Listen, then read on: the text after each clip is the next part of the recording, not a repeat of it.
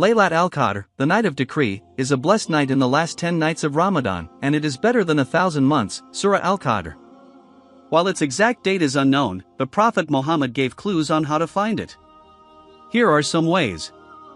Seek it in the last 10 nights of Ramadan. The Prophet said, seek Laylat al-Qadr in the last 10 nights of Ramadan. Bukhari and Muslim.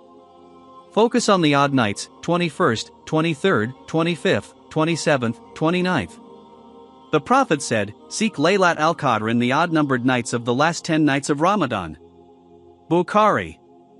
Many scholars believe the 27th night is most likely, but it could be any of the odd nights. Look for its signs. Common peaceful night. The Prophet described Laylat al-Qadr as a serene, pleasant night without extreme cold or heat. Musnad Ahmad. Sun rises without rays. The morning after Laylat al-Qadr, the sun rises softly without strong rays. Muslim. Increase worship in the last 10 nights. Pray tahajjud, stand in night prayer sincerely. The Prophet said whoever stands, in prayer, on Laylat al-Qadr with faith and hoping for reward, all his past sins will be forgiven. Bukhari and Muslim. Recite the special dua.